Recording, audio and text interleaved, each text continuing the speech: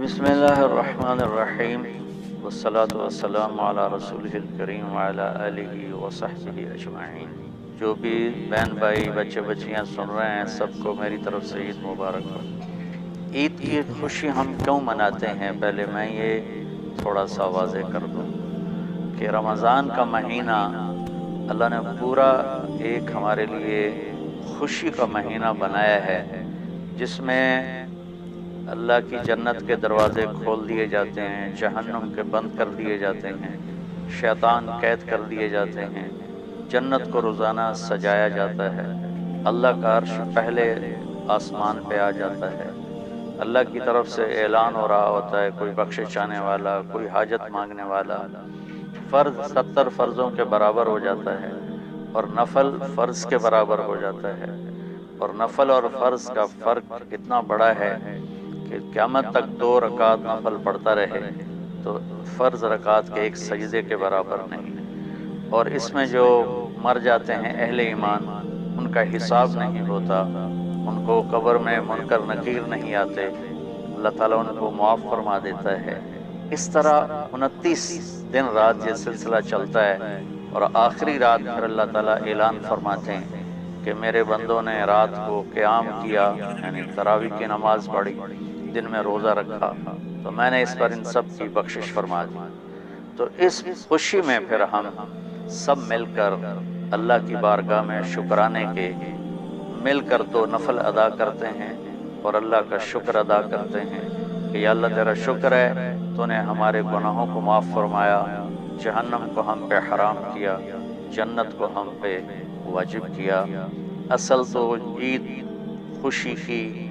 کی خوشی کی یہ وجہ ہے۔ آپ عید کے لیے غسل فرماتے تھے اور اپنے کپڑوں میں سے اچھے کپڑے منتخب فرماتے تھے، اور فجر کی نماز کے بعد آپ اشراق نہیں پڑھتے تھے اس دن، باقی آپ کی ساری زندگی کا معمول تھا کہ فجر کے بعد آپ اشراق پڑھتے تھے، لیکن اس دن آپ اشراق نہیں پڑھتے تھے، غسل فرما کے پھر کچھ کھا کے، کوئی میٹھی چیز، کھجور ہی عام طور پر ہوتی تھی، کھجور کھا کے پھر آپ عیدگاہ کی طرف تشریف لے جاتے تھے، اور پہلے نماز پڑھاتے تھے، پھر خطبہ ہوتا تھا، اور اس کے بعد جس راستے سے آپ جاتے تھے اس راستے کو چھوڑ کر پھر اور راستے سے گھر واپس آتے تھے، پھر وفود سے ملاقات کرتے تھے، سرداروں سے، صحابہ سے ملاقات کرتے تھے، اس میں کچھ کھانوں کا اہتمام بھی ہوتا تھا۔ اس طرح ایک عام روٹین کی عید ہوتی تھی آپ کی، ملاقاتیں کرنا، کھانوں میں جانا اور اچھے کپڑے پہننا، سب کو خوشی سے ملنا، یہ عید الفطر پر آپ کا یہ معمول تھا۔ باقی جو اداسیاں ہیں، ڈپریشنیں ہیں، اس کی وجہ آپس کی محبتوں کا کم ہو جانا ہے، اور دنیا کی ایسی دوڑ جس نے اپنے آپ کو بھی بھلا دیا ہے، اور آپس کی نفرتیں ہیں اور آپس کے بغض، حسد ہیں، ان منفی جذبوں نے ہماری خوشیوں کو دھندلا دیا ہے، ورنہ رمضان کا ہر لمحہ خوشی کے لیے ہے، اور عید اس کی بھیک ہے، اور پوری زندگی اللہ راضی ہو رہا ہو تو خوشی ہی خوشی ہے۔ ہمیں اپنے ملک سے، اپنی نسل سے آپس کی نفرتیں، حسد، بغض یہ مٹانے ہوں گے، تب جا کر ہمیں حقیقی خوشیاں حاصل ہوں۔ میں اس عید کے خوشی کے موقع پر اپنی قوم سے ہاتھ جوڑ کے اپیل کروں گا کہ جھوٹ بولنا چھوڑ دیں، دھوکہ دینا چھوڑ دیں اور ظلم کرنا چھوڑ دیں۔ مذہبی نفرت نے ہمیں تباہ کر دیا، سیاسی نفرت نے ہمیں تباہ کر دیا، صوبائی قومی نفرت نے ہمیں تباہ کر دیا، آپس کی رنجشوں کی نفرت نے ہمیں تباہ کر دیا۔ میں ساری قوم کے سامنے جھولی پھیلا کر چاروں صوبوں کے رہنے والوں سے اور ہر مکتب فکر سے متعلق اہل ایمان سے یہ درخواست کرتا ہوں کہ آئیں ہم سچائی کو اپنا ساتھی بنائیں اور دیانتداری سے اپنے آپ کو آراستہ کریں اور انصاف کا ساتھ دیں، نہ ظالم بنیں نہ ظالم کا ساتھ دیں۔ اسلام 2 چیزوں کا مجموعہ ہے، ایک اللہ کا حق ہے جو عبادات کی شکل میں ہے، اور ایک اللہ کے بندوں کا حق ہے جو اخلاقیات اور معاملات اور معاشرت کی شکل میں ہے۔ یہ دونوں کمپلسری پیپر ہیں، دونوں لازمی پیپر ہیں، ان دونوں میں پاس ہونا ضروری ہے۔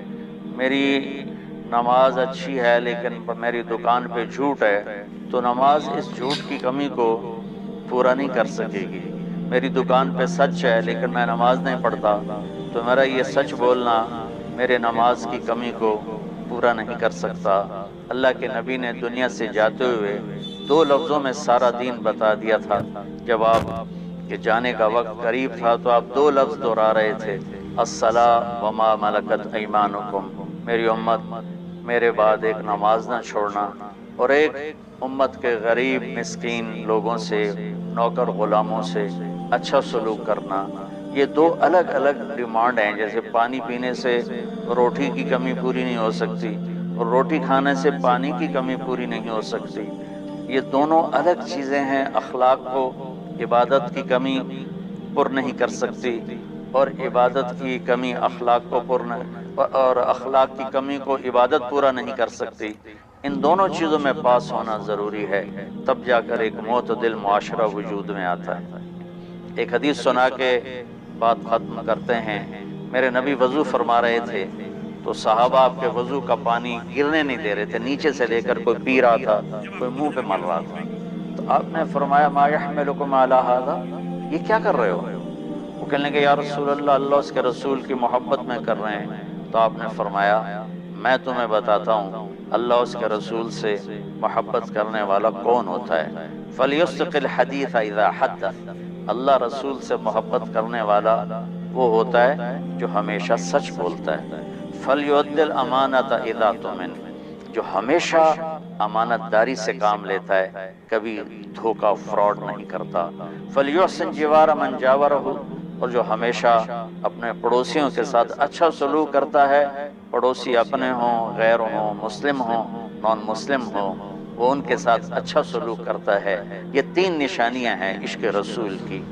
یہ 3 باتیں میری قوم اپنا لے تو یہ اندھیرے اجالوں میں انشاءاللہ تبدیل ہو جائیں گے۔ دنیا کے لیے قانون ہے اللہ تعالیٰ کا کہ جس قوم میں انصاف، دیانتداری اور سچائی ہوگی انہیں اللہ عروج دے گا، وہ مسلم ہو یا نان مسلم ہو۔ اور جن ملکوں میں، قوموں میں بددیانتی ہوگی، ظلم ہوگا، جھوٹ ہوگا، وہ زوال کا شکار ہوں گی۔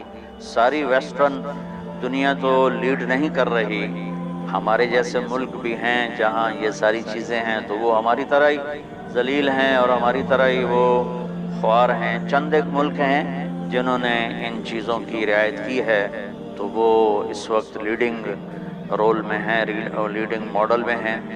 تو دنیا کے لحاظ سے تو یہ قانون ہے کہ سچائی، دیانتداری اور انصاف قوموں کو اونچا لے جائے گا۔ آخرت میں اللہ تعالیٰ نے اعلان کیا ان اللہ لا یغفر ان یشرک بہ ویغفر ما دون ذلک لمن یشاء۔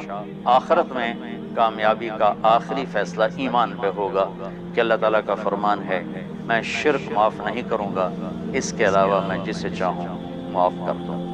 تو ہماری 52 کے قریب اسلامی ریاستیں ہیں، وہ سب پوری طرح اس زوال کا شکار ہیں، جس کی بنیاد